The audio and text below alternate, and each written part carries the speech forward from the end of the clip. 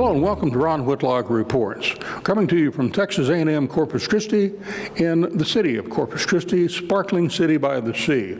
We're here to talk about water, and the first interviewee is going to be Texas State Senator Juan Chuy Hinojosa. Senator Hinojosa, you have told the audience here at the Texas A&M Corpus Christi back that water is a necessity of life. You very passionately closed down this conference here today. You want to tell this audience what they need to know about water and the future of water in the state of Texas? Water is a necessity of life. It is not a luxury. And water is key to our health. It's key to our economy, and it's key for our future. And we're very fortunate now we have the funds at the state level to finance a water plan that will plan for our water needs in the long-term future and for the continuing growth of our state. You also expressed to the audience that just because you own the land and you have therefore historically probably had access and the control of that water, that needs to change. Do you amplify on that a little bit to the audience? Well, the same theory that applied to oil. If you discover oil in your land, then it's all yours. You can extract as much as you want or as much as is available. But the same concept, if you apply it to water, what will happen is that without water, we cannot survive. And traditionally, a land owner owns all the water underneath his land or her land. And now the Supreme Court has ruled that yes, as long as it's not that now the state can regulate the use of the water, as long as it is not a taking. So we need to find a balance between the rights of a landowner who has water under the land as compared to the greater good and the public need for water. There are a lot of groundwater districts around the state, Bandera, Bracketville, and others, where there's been a real battle between the rural people who drill the wells, and now suddenly the Water Authority comes in and wants to put a meter on that well because the nearby community wants that water. So we've got a situation where rural, less populated counties are in a battle against counties which have major metropolitan areas in some cases. And you think this is going to continue to be a fight at the legislature? Well, you know, at some point, those issues will be resolved. When you're bringing about change, because of the rapid growth of our state, we gained over 5 million people the last 10 years, and that growth will continue into the foreseeable future. When we look in terms of the economic growth in the state of Texas, water becomes a valuable resource that we need to conserve, that we need to find ways to maximize its use, so that when you're making those type of changes, it is sometimes difficult for people to accept who are used to doing ways in a certain way. And as we try to modify and change that, all of those issues need to be negotiated. We need to sit down, put everything on the table, and make decisions of what's best not only for our local community and region, but for the whole state of Texas. The state of North Dakota has actually taken landowners to court and taken some cases, their royalty checks, and put them in escrow because they're saying not only does some of the water belong to the state of North Dakota, but also those mineral rights. Do you think that water issue could go and transcend even to mineral rights? Because the legislature, when it's in session, can do good things, can do bad things, depending on what position you're taking. So you think that water perhaps needs to be in a position where the state has some overall authority as the state over how that water is adjudicated and used, but you think mineral rights need to be left alone? I think mineral rights should be left alone. I don't think that the state has a business coming in and claiming or regulating the mineral rights of a landowner, except when there would be a danger to the public. But water is different. Water is a resource that we as a human race cannot survive. So if we don't have water, we can't live. So those issues, mineral rights is very different than water. Welcome back to Ron Whitlock Reports. We continue with our interview with State Senator Juan Chuy Hinojosa. You talk very passionately, and this will be the last topic, because I know you got to get back to your home, is the fact that colonias need to be assisted in some way.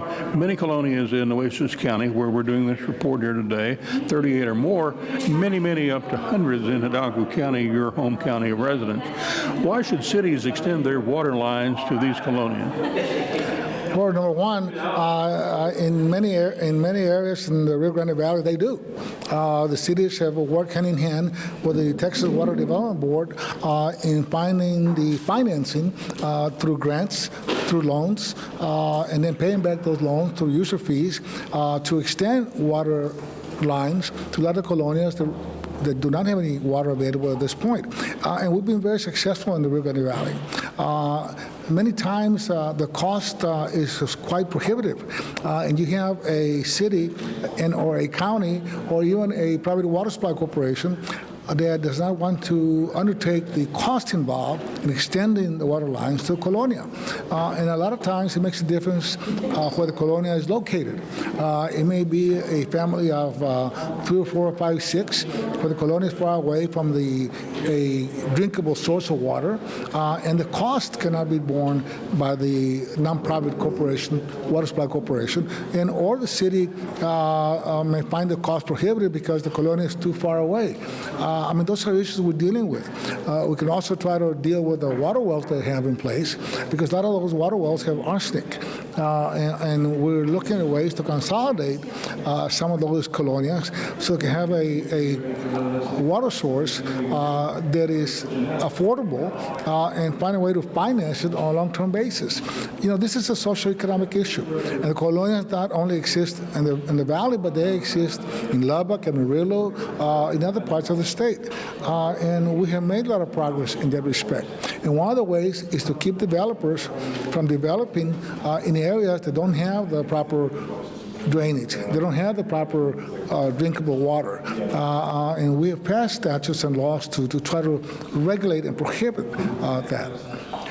I saw a recent slide presentation where the state of Oklahoma, or I'm sorry, the state of Arizona, literally kind of moved into economic obsolescence in some areas of agriculture in the state because there were not the water resources to continue those agriculture economies in the state of Arizona because the water was not there to sustain them any longer. That seemed like something the state of Arizona did, and it worked. Well, here in Texas, we do have plenty of water. It's just not in the right place. You have an abundance of water in East Texas. You have a shortage of water in West Texas. And for many years in the history of our state, we have moved water from water basin to water basin.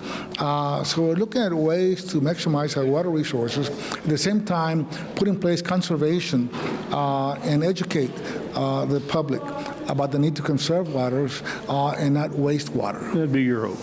Well, you know, I have to tell you, agriculture, for example, if we line up the canals in the Rio Grande Valley, it would go a long way in terms of the water, water seepage, water evaporation, and the amount of water that would be available for agriculture. In addition to that, there are different methods of irrigation, such as drip irrigation.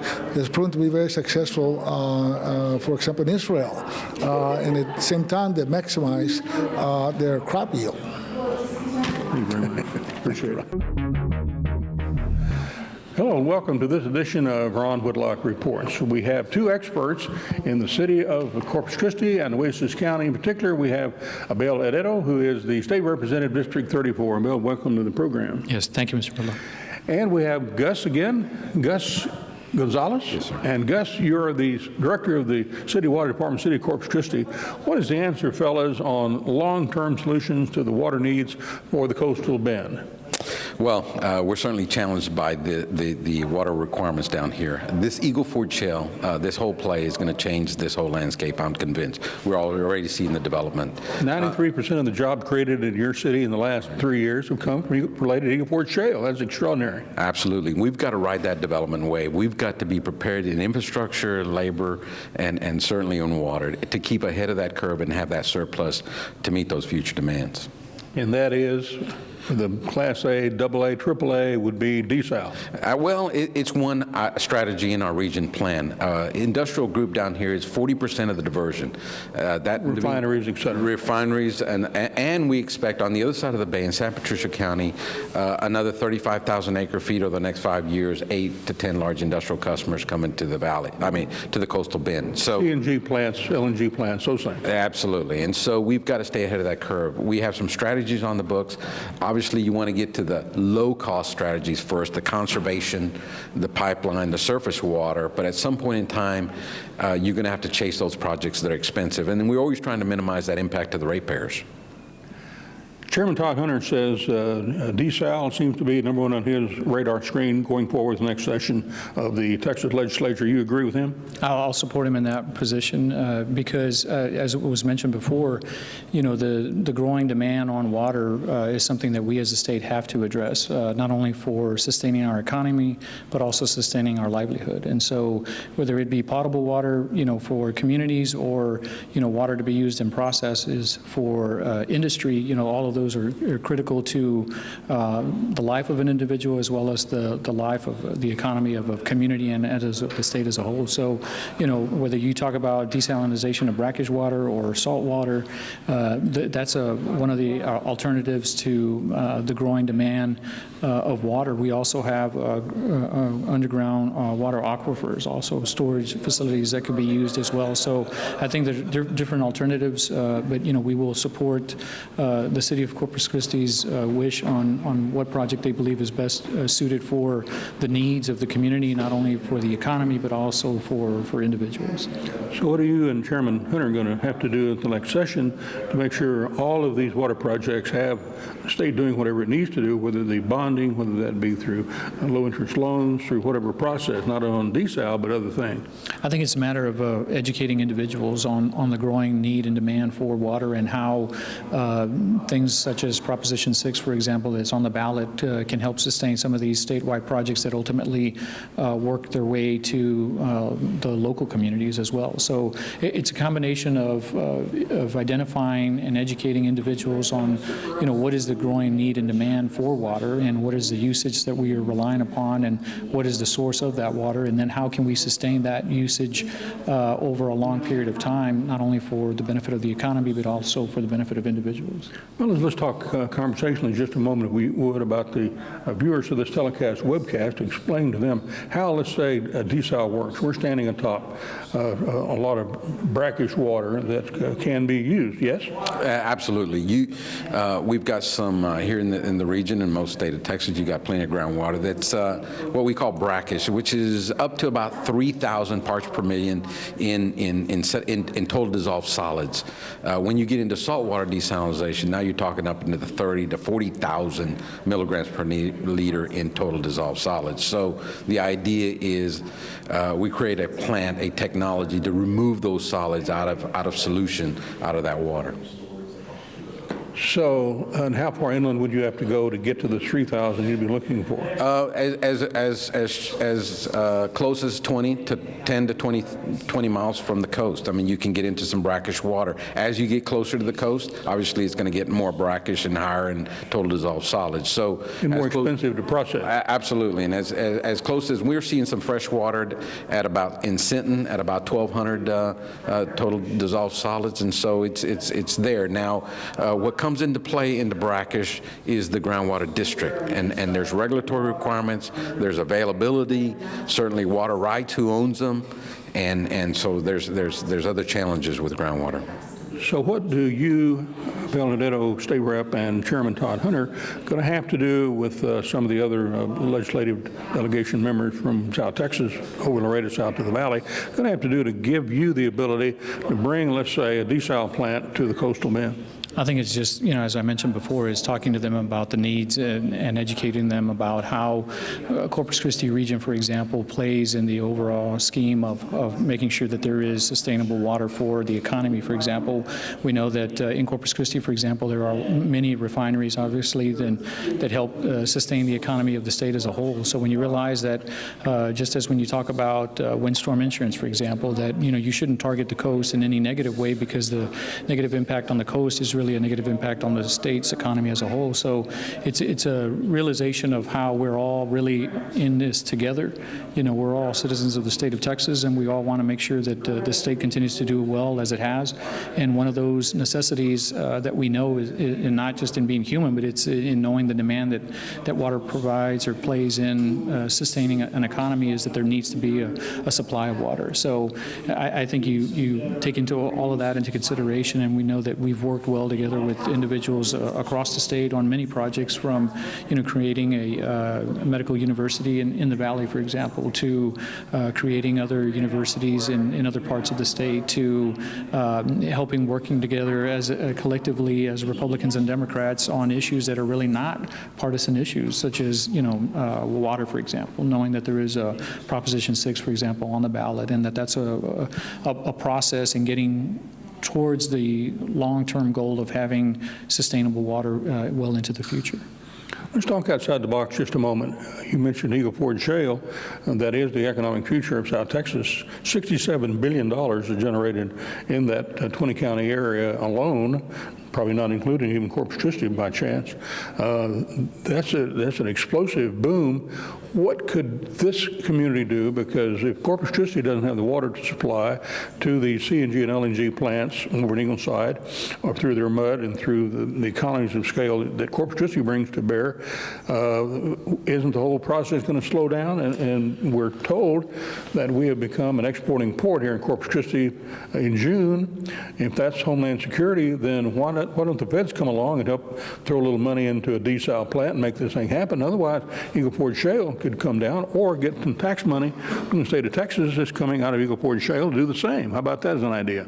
I think obviously we want to make sure that we allow Eagle Ford Shale, for example, to continue to prosper as it has, because it has proven to be of great benefit to the state, not just as a whole, but obviously specifically here in the Corpus Christi region. So, those are things that we will work from a legislative perspective, and working with the communities in the area in helping identify the priorities and helping make sure that there is, for example, a proposed plan, an estimate of cost, and the calculation of those benefits to the industry as well as to the communities and the individuals that live in those communities on those projects. And so, one of the things that we've been able to identify is that in Nueces County there is no groundwater conservation district in this area. So, if we want to look long-term in helping provide a solution to the growing needs of water, those are some of the steps that we can take legislatively, not just at the state level, but then obviously in working with the federal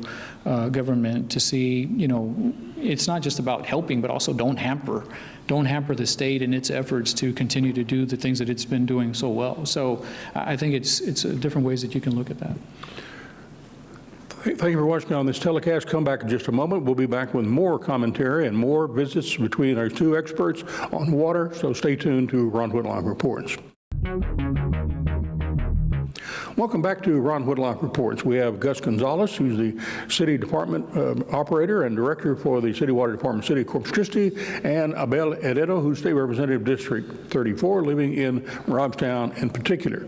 Now, Gus, does it make too much sense, or is it something that bureaucracies don't understand? If you've got $67 billion in economic activity in the region, it's got to go through the Port of Corpus Christi to get it offshore, to get to Austria, Germany, over to the Far East. The CNG and LG plants got to be built. $21 billion in economic activity in building those three plants that was built. Shouldn't the state say, give them some Eagle Ford Shale money, the feds come in and give us a little money for Homeland Security and make it all happen? Well, one of the things one of the things the state has done through the Texas Water Development Board is offer us low-interest loans. Yeah. It's a great program that we've used. Certainly, the cities are challenged by the funding of these projects. Anytime they also have the state participation, and that's very important. These projects are in the range of $150, $200 million range. When we can get into a state participation for a desal, well, a little bit more for desal, but let's say it's a surface water $200 million project. What the state has done is they created a state participation plan. It's a big chunk of money to apply to the ratepayers. And what the state has done is said, look, we will own that project, we will participate with you, and you can defer the principal and interest at a later date so it doesn't impact those ratepayers. Those are some of the things that states are doing at the state level, which is a tremendous advantage to our ratepayers and to the municipalities. And so they are helping us in that regard, and we've used some of that money to do that.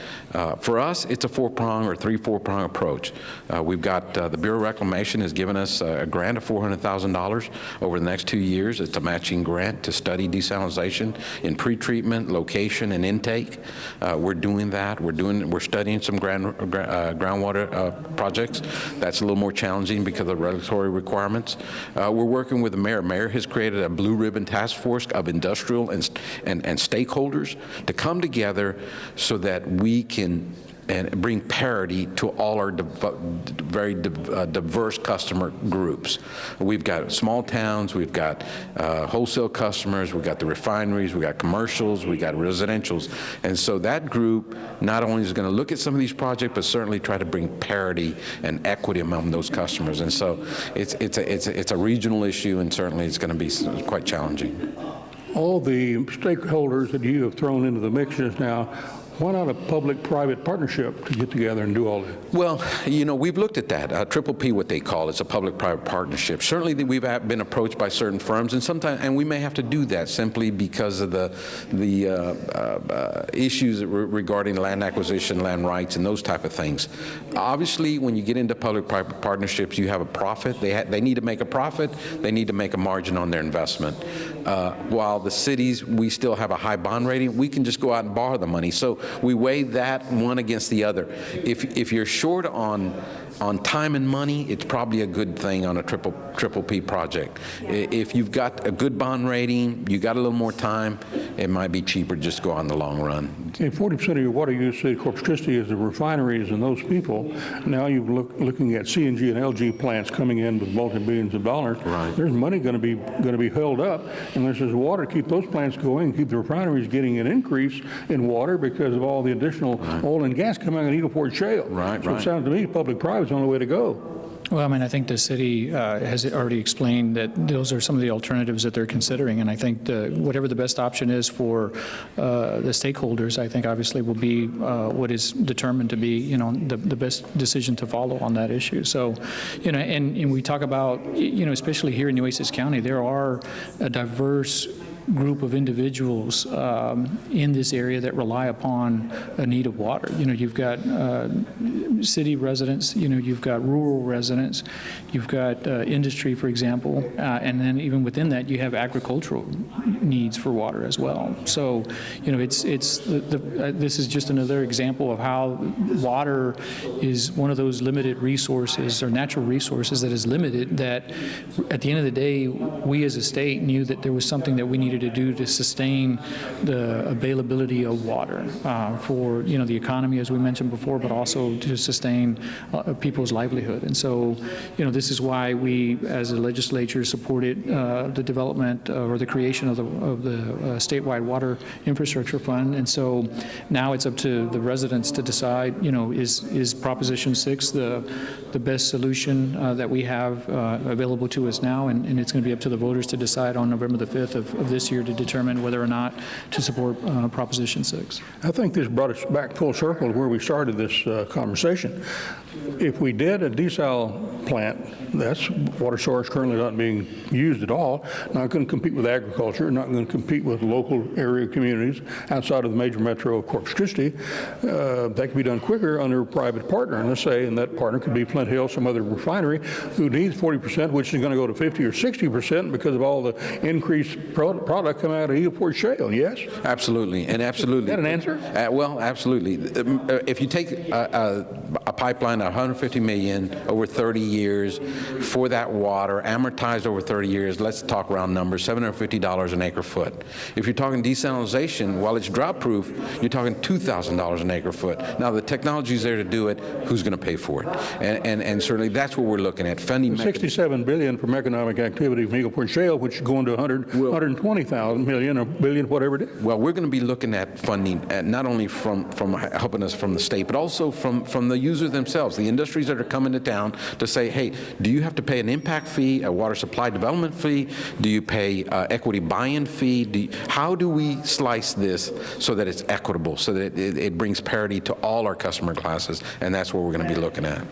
One player at the Port of Brownsville, Michael Smith, has indicated that if his permit is granted to bring in the LG plant at the Port of Brownsville, he said, I'll take out of my $7 billion and deepen and widen your port of $200 million. That's a no-brainer. That'll be petty cash, and I'll deepen and widen your port. See, the same kind of economies of scale ought to be coming out of Eagle Ford Shale. You're going to be benefiting from there, and Chenier and whoever in the Ingleside area to do the Lo Mismo Cosa here. Absolutely, and I think that the industrial And group... that's public-private. Well, and the industrial group has said, look, if we pay, we're willing to pay. We're making a desalination. The technology's there. We're willing to pay, but we want the guarantee on the water. We want it first. If we get into a very serious drought, there's no allocations, no surcharges. We want to be guaranteed that water. If you shut down a plant, chances are they're not coming back. And so, If they're buying it, they're paying for it. Shouldn't they get it? That's absolutely not a question. But what's the answer? When you get to the state level, that's people, and people want water ahead of business. Is that the rub? No, I mean, I think at the end of the day, you realize that everybody, as I mentioned before, we all live in the same state. We're all needing the same, putting the same demand on water for many different uses. You know, it's an economy where, you know, we need water to sustain life. We need economy to sustain the economy, water to sustain the economy, obviously. So we need individuals to work in those industries. We need water to help those individuals to get to the work. We need the water for the work, you know, so on and so forth. So long story short. Are you saying that the public still wants access to the beach?